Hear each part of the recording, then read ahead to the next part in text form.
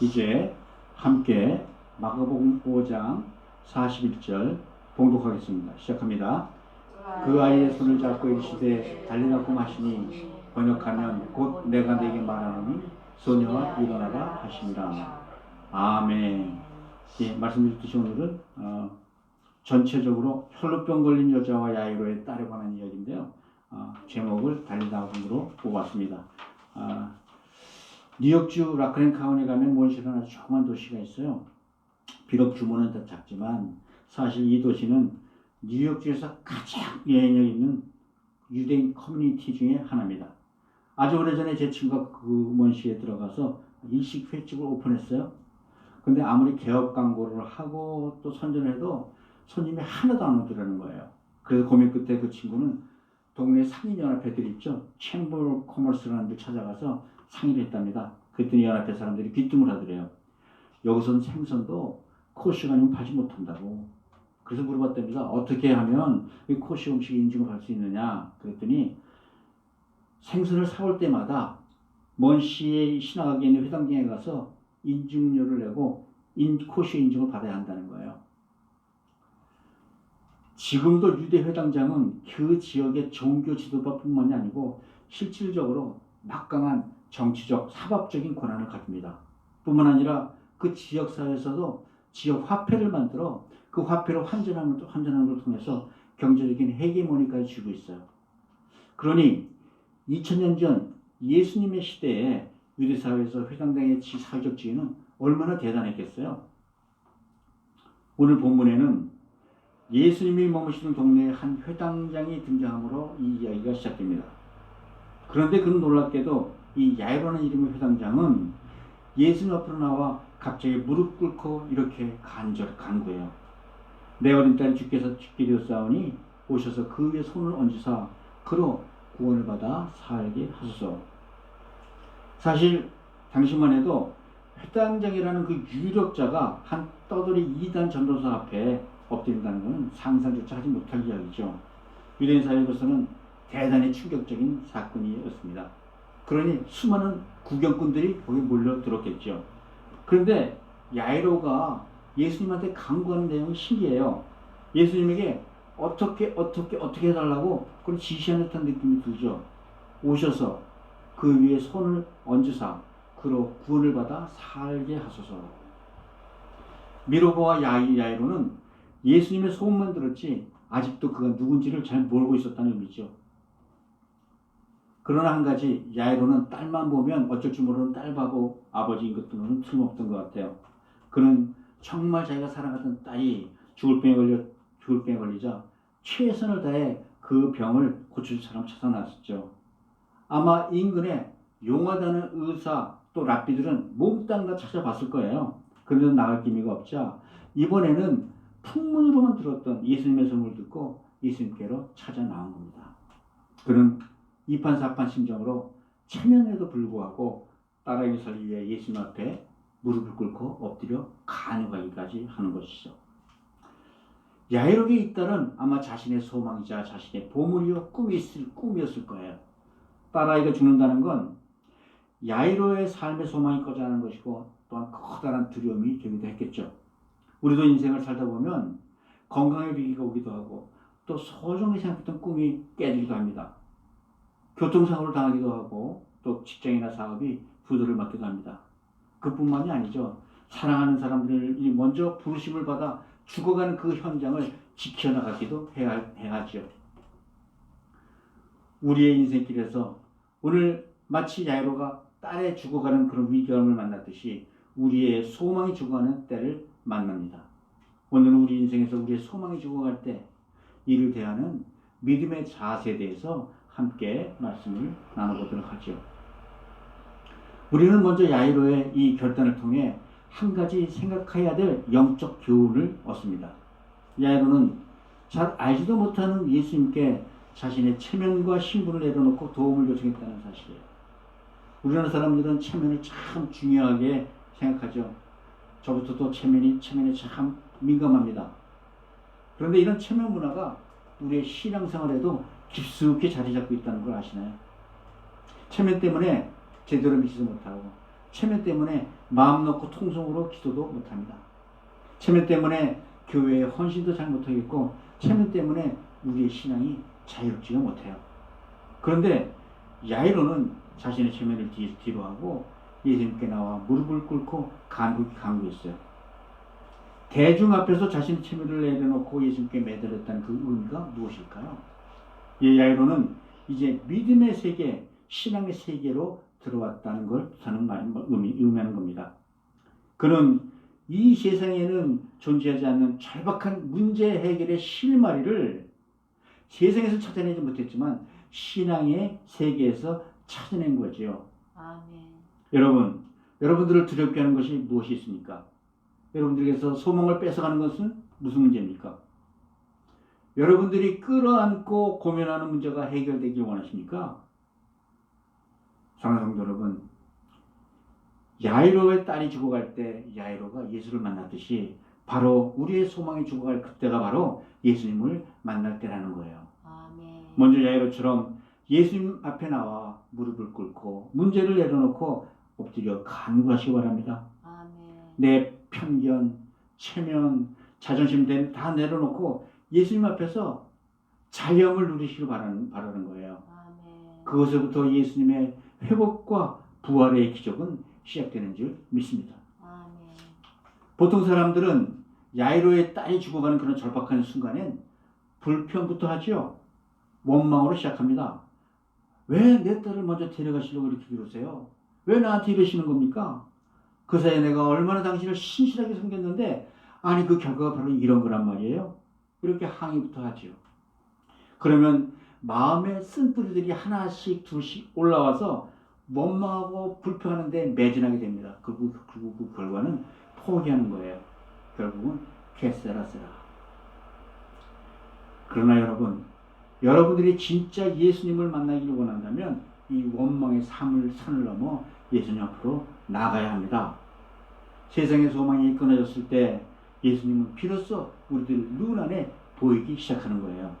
여러분들이 진짜 천국을 경험해 보려면 야이로의 딸처럼 우리의 소망이 죽어갈 때 예수님 앞에 나와야 할 때입니다. 아멘. 이때야말로 진짜로 살아서 역사하시는 예수님의 진면목을 진가를 경험하실 줄 믿습니다. 아멘. 소망이 사라져갈 때 예수님을 만나는 우리 되시기를 주의 이름으로 축복드립니다. 아멘. 이 야이로의 간곡한 청을 받아들인 예수님께서는 즉시 야이로의 집으로 발걸음을 옮기셨어요. 그런데 회당장 야이로에겐 이 병든 딸의 문제를 해결하는데 넘어야 될 또 하나의 문제가 다가옵니다. 당시 예수님을 둘러싸고 있던 수많은 사람들이 함께 예수님을 호기심의 어린 눈으로 바라보고 나가고 있던 중이었어요. 그런데 갑자기 예수님께서 걸음을 멈추시고 무리를 향해 본문 30절에서 이렇게 물으십니다. 예수께서 그 능력이 자기에게서 나간지를 곧 아시고 스스로 무리 가운데서 돌이켜 말씀하시되 누가 내 옷에 손을 대었느냐. 어리둥절해야 하는 그 제자들 사이로 갑자기 한 여인이 나타나 주님 앞에 무릎을 꿇고 대답해요. 제가 12회 동안 저럴 줄은 알았었는데 예수님 소문을 듣고 혹시 예수님의 옷자락이라도 만지면 병이 나을 것 같아서 자신이 몰래 예수님 곁에 와 예수님의 옷자락을 만졌습니다. 근데 여러분 여기서 꼭 한 가지 기억하셔야 될 것이 있어요. 예수님은 이미 누군가가 자기의 옷자락을 만졌을 때 이 병이 나아갔음을 확 아셨어요.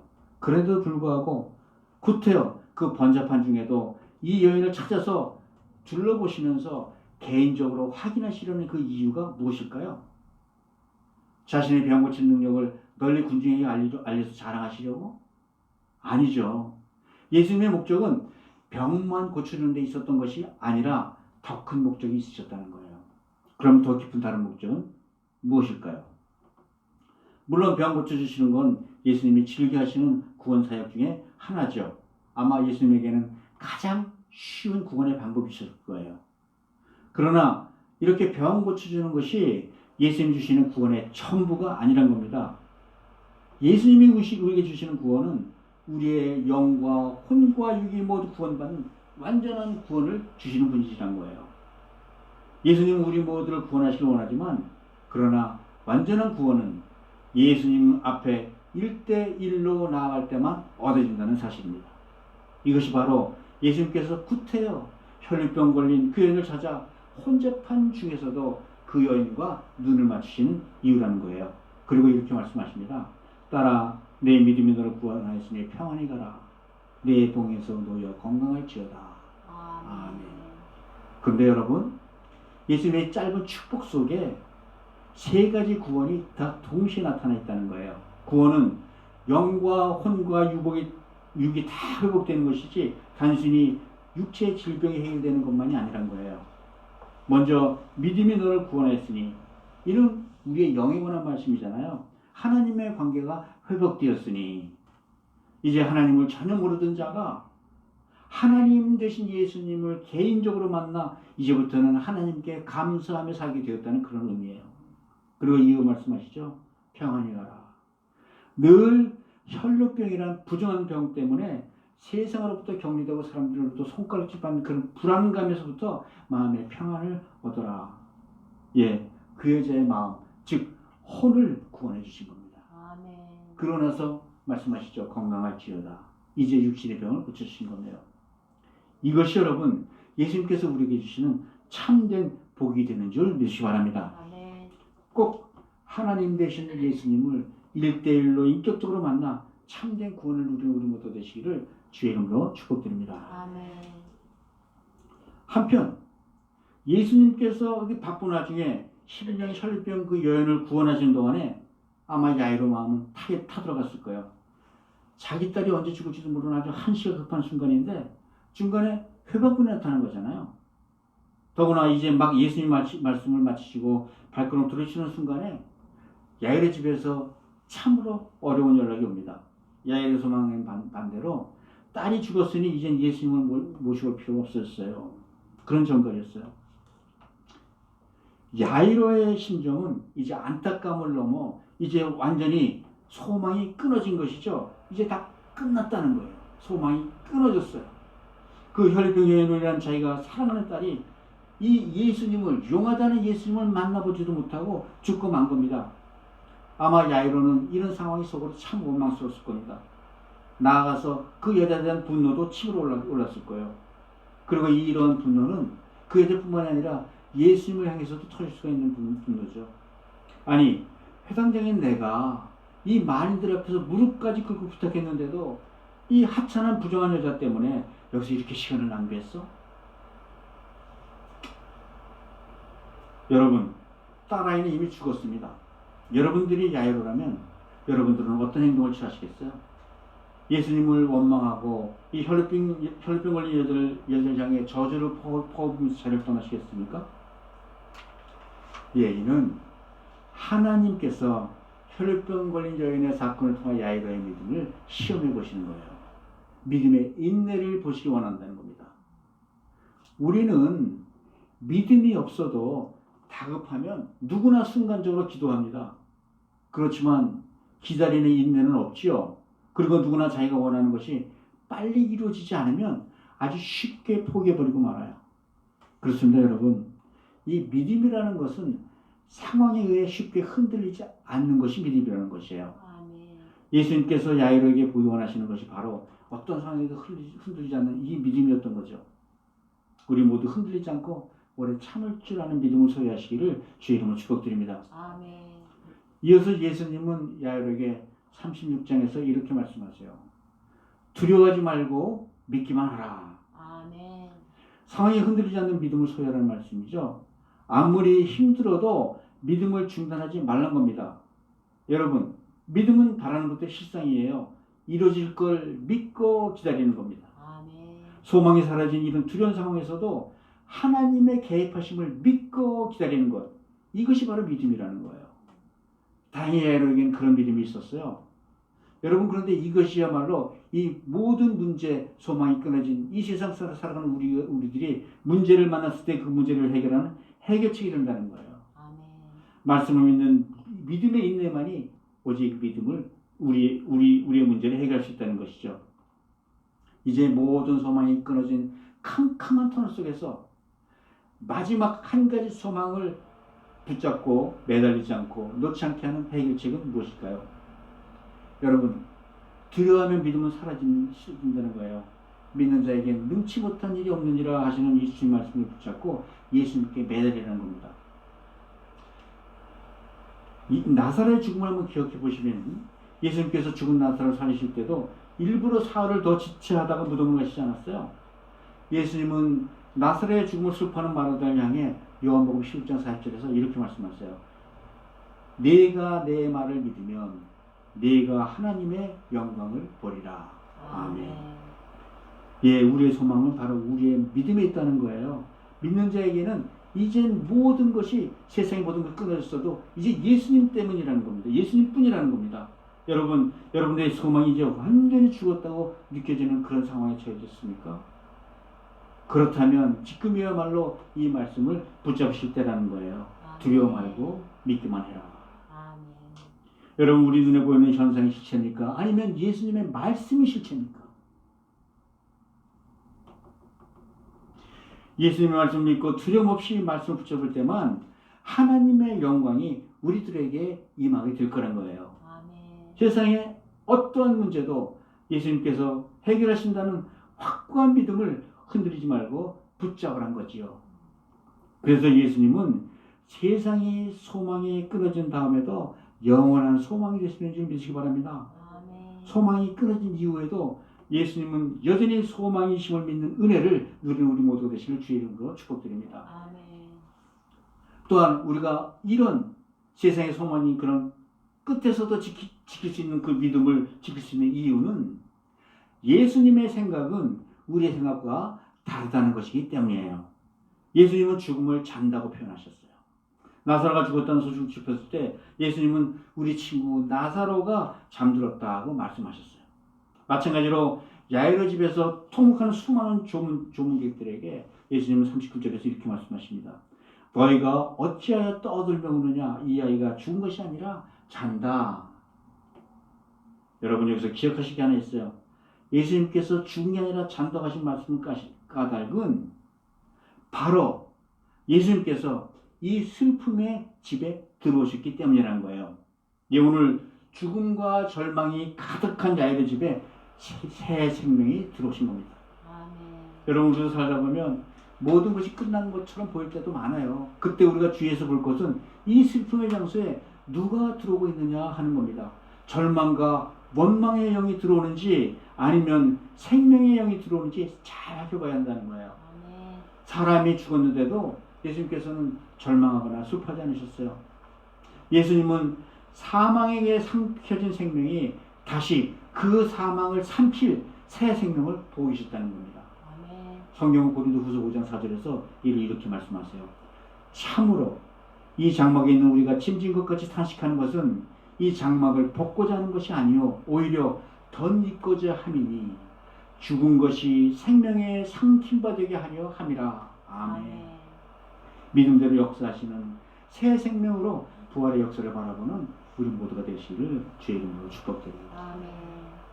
죽은 이를 잔다고 말씀하시는 예수님을 향해 수군거리며 비웃는 문생객을 향해 문생객을 뒤로하고 예수님께서는 죽은 야이로의 어린 딸의 손을 잡으시면서 본문 41절 42절에서 이렇게 선포하세요. 이르시되 달리다 구음하시니 번역하면 곧 내가 내게 말하노니 소녀 일어나라 하심이라. 소녀가 곧 일어나 걸으니 나이가 12살이라. 사람들이 곧 크게 놀라거늘. 아멘. 드디어 예수님께서 이 사망의 본질, 즉 태초부터 이어온 여움과 절망의 본질 안으로 들어가신 거예요. 사망으로부터 새로운 생명이 시작되는 예수님은 이 손을 붙잡으시며 선포합니다. 달리다 꿈 소녀야 일어나라. 할렐루야. 아멘. 죽어버린 야이로의 딸의 장례식에서 죽어버린 소망을 향하여 예수님께서 선포하신 겁니다. 의심하고 비웃는 세상의 심령들 앞에 예수님께서 큰 소리로 선포하셨어요. 달리다 꿈 소녀야 일어나라. 힘없고 여린 자들아 일어나라. 믿음으로 예수 앞으로 나오는 모든 사람들의 입술은 반드시 듣는 소리가 하나 있다는 겁니다. 바로 달리다 꿈 이 소리. 여러분, 사망을 이기고 새 생명을 잉태하는 이 소리야말로 우리의 믿음의 실체가 되는 소리가 되는 아니겠어요? 그리고 여러분 이 소녀는 분명히 12살짜리 어린 소였어요. 12살이 주는 의미가 있죠. 12가 주는 의미가 있죠. 분명히 예수님은 믿음이 여인 이스라엘 10지파를 통해 외치셨을 겁니다. 달리다 굼 이스라엘아 일어나라. 오늘 예수님께서는 아직도 믿을 만큼만 믿는 우리 여린 믿음 백성을 향하여 외치십니다. 달리다 굼 교회여 일어나라. 달리다 굼이라는 생명의 소리를 들은 12살짜리 야이로였다는 즉시 일어나 걸었습니다. 달리다 굼이 우리들의 믿음의 실체가 된 것이에요. 그렇다면 이를 믿는 우리는 눈에 보이지 않았던 믿음의 증거가 되어야 될 때가 아닌가 하는 거예요. 지금은 눈에 보이는 현실 앞에 서 있는 것이 아니라 우리의 믿음 앞에 서야 할 때임을 믿으시기 바랍니다. 아멘. 사랑하는 성도 여러분, 우리 중에 이미 소망이 끊어진 채로 사시는 분이 있습니까? 소망이 끊어진 후에도 달리다 굼 소망 되시는 예수님 앞으로 나오시기 바랍니다. 아멘. 절망이 소망되고 죽음이 생명되는 달리다 굼 예수님 앞으로 나오시길 바랍니다. 아멘. 지금은 원망 중에 누워있을 때가 아니라 일어나 예수의 품으로 들어가야 할 때라는 거예요. 아멘. 성경은 혈병을 고치기 위하여 세상을 찾았던 여인의 고백을 본문 26절에서 이렇게 말해요. 많은 의사들에게 많은 괴로움을 받았고 가진 것도 다 허비였으되 아무 효용이 없고 도리어 더 중해졌노라. 여러분, 예수님의 생각은 분명히 우리의 생각과 다릅니다. 우리는 세상이 우리에게 만족함을 선물할 줄로 믿고 세상 욕망을 향해 나아가요. 그러나 여러분, 예수님은 다르게 생각하신다는 거예요. 세상에서 만족함을 얻겠다는 생각을 버리라는 겁니다. 세상의 욕심에 헐락의 한 발을 더 담그면 담글수록 더 깊은 수렁으로 들어갈 뿐입니다. 세상은 우리의 영혼을 만족시키지 못합니다. 단지 만족시킬 수 있다고 속일 뿐이라는 것이죠. 세상은 일시적으로 우리가 나아진 것처럼 보이게 할 수 있지만 궁극적으로는 도리어 더 중해졌느라 궁극적으로는 더 괴롭게 할 뿐이라는 거예요. 오직 예수 그리스도만이 우리의 영혼을 만족시킬 수 있는 분이심을 믿으시기 바랍니다. 아멘. 여러분, 이제 세상의 소망이 끊어졌을 때야말로 이 그리스도의 품에 안길 때입니다. 그리고 예수 그리스도의 품으로 들어갈 때 절망을 넘어서 새 소망이 시작된 그 소리를 듣게 될 겁니다. 달리다 굼, 나를 향하여 달리다 굼 하시는 예수님의 음성을 들을 때 우리는 부활의 영광을 목격하는 증인으로 서게 될 줄 믿습니다. 아멘. 믿음에 있어서 달리다 굼 하시는 주님의 음성을 듣는 우리 모두가 되시기를 주 이름으로 축복드립니다. 아멘. 말씀이 있죠. 여러분들은 예수님을 만났을 때 무슨 소리를 들으셨습니까? 예수님은 소망이 끊어진 그곳에서 우리를 부르셨다는 걸 기억하십니까? 예수님께로 나아가시기 바랍니다. 예수님의 품에 안기시기 바랍니다. 그래야면 예수님 품 안에서 달리다 굼 하시는 그 예수님의 목소리를 분명히 들으실 수가 있다는 거예요. 아멘. 절망 중에 소망을 죽을 끝에서 새 생명을 주시는 예수님의 목소리 달리다 굼. 새롭게 시작한 올해 스스로 자신을 향하여 달리다 굼 선포하시길 바랍니다. 아멘. 새로운 소망으로 새롭게 일어날지어다. 달리다 굼. 이제 어두운 터널은 주님의 이름으로 다 물러나고 달리다 굼 부활의 생명으로 덧입을지어다. 아멘. 사랑하는 성도 여러분, 기억하시기 바랍니다. 믿음으로 주의 품 안에 들어오는 자에게는 언젠가 반드시 들어가는 소리가 있다는 거예요. 달리다 굼 소녀 일어나라. 아무개 일어나라. 내 자녀 일어나라. 교회여 일어나라. 달리다 굼 죽음을 이기고 새 생명이 되는 소리, 우리 믿음의 실체가 되는 소리요, 우리가 믿음의 증인으로 살아가야 될 소리가 되는 줄 믿습니다. 아멘. 우리 모두 예수 그리스도를 믿는 믿음 위에 바로 서서 주님을 향해 주님께서 나를 향하여 또 우리를 향하여 달리다 굼 하시는 소리를 듣는 우리 모두가 되시기를 주의 이름으로 축복드립니다.